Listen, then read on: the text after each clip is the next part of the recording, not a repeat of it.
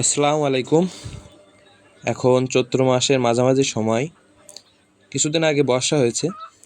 বর্ষার পানি পেয়ে গাছগাছালিগুলো নতুন করে প্রাণ ফিরে পেয়েছে।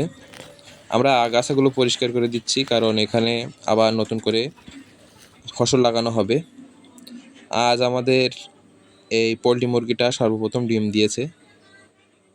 অবশ্য ডিমটা গলে গেছে, আমি জানি না কী কারণে গললো, হয়তো ভিটামিনের অভাব বা অন্য কোনো কারণে, অথবা হতে পারে যে প্রথম ডিম বলে গলে গেছে। আমাদের দেখাই, এই যে একেবারে খোলাটা পাতলা ছিল। আর এদিকে আজকে আমাদের রান্না হবে আমাদের গাছের লাউ, যেটা আমি কেটে নিচ্ছি। আজকে রান্না হবে মূলত যে আমাদের যে পোলট্রি মুরগি আমরা জবাই করছিলাম ঈদের সময়, কিছুটা গোশ রেখে দেওয়া হয়েছিল, সেই গোশ দিয়ে রান্না হবে। আর কিভাবে লাউ জালি তা পরীক্ষা করবেন দেখেন। সর্বপ্রথম লাউটা আপনি নখে দিয়ে ফুটাবেন এইভাবে। যদি সহজে আপনার নখটা ভিতরে চলে যায় তাহলে বুঝতে হবে যে লাউটা জালি। আর জালি লাউগুলো সবচেয়ে খেতে ভালো লাগে, বিশেষ করে মিষ্টি লাগে। আর জালি লাউয়ের টেস্ট আলাদা। এই যে আমি ফ্রিজে রেখেছিলাম, ফ্রিজ থেকে বাইর করতেছি। আম্মু আজকে লাউ দিয়ে গোশ আনবে। সব রেখেছে ফ্রিজে। আমার ছোট বোনের কাজ, বিট কফি, লাল বিট আছে না, ওইটা কুচি কুচি করে কেটে রস বাইর করে এর ভেতরে রেখে দিয়েছে। কি করে আল্লাহ জানে, আমি জানি না। হচ্ছে হাত কেটে গেছে, এরকম অবস্থা। থাক, ওর জিনিসে হাত দিলে বিপদ। একটা ধুই ফেলি। এত পোকা লেগলো কি করে?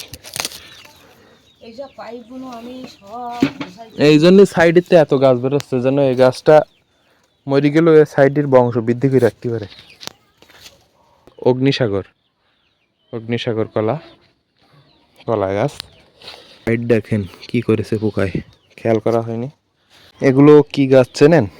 এগুলো হলো পালন শাক গাছ। এই হলো সে পালনের বীজ। হ্যাঁ, এগুলো সে পালনের বীজ। একবার যে লাগাই দিয়েছিলাম, অনেক পালন শাক খাওয়ার পরে কিছু গাছ রেখেছিলাম সেগুলো বীজ করার জন্য, সেই বীজ। কীভাবে পালনের বীজ সংগ্রহ করবো সেগুলো দেখাবো, আর কোথায় কতটা পালনের বীজ হয় সেগুলো আপনাদের জানাবো। এ হলো আমার সেই পালন শাক গাছ। এখানে অনেক পালন শাক লাগানো হয়েছিল। এখন পালন শাক লাগানোর পরে, খাওয়ার পরে যে গাছগুলো ছিল সেগুলো বীজ রাখা হয়েছে।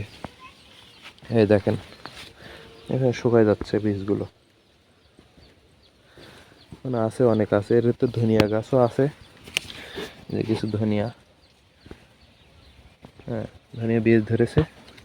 আর এখানে এই যে হলো বরবটি গাছ। একটা জিনিস দেখায়, পেঁয়াজ গাছ লাগিয়েছিলাম একটা, দেখেন কত সুন্দর পেঁয়াজ হয়েছে, বেশ বড় হয়েছে। এটা সম্পূর্ণ একটা পেঁয়াজ গাছ। দেখায় কত বড়, দেখেন আনুমানিক 2 হাত তো হবেই। বেশ কিছুদিন আগে আমাদের এই গাছ থেকে কুল পেরেছি।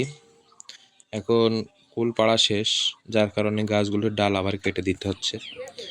আর এদিকে আবার আমার সাইডে আর একটা কুল গাছ ছিল, সেই গাছে দেখি ফুল আসতেছে। জানি না এই ফুল থেকে ফল হবে কিনা। এই তো 2 দিন আগে এই গাছে কুল ছিল, কুল খাওয়া সব শেষ, আবার নতুন করে ফুল আসতেছে। আমাদের বাগান থেকে আমরা পালন শাকের এই বীজগুলো সংগ্রহ করতে পেরেছি। এগুলো এখনও ভিজে আছে, এজন্য রোদে দিয়েছি। আর এবছর তো শীতকাল চলে গেছে, সামনের বছরে আমরা এই বীজগুলো রোপণ করব। আজ এ পর্যন্তই, দেখা হবে অন্য কোনো ভিডিওতে। ভালো থাকবেন সবাই। আসসালামু আলাইকুম।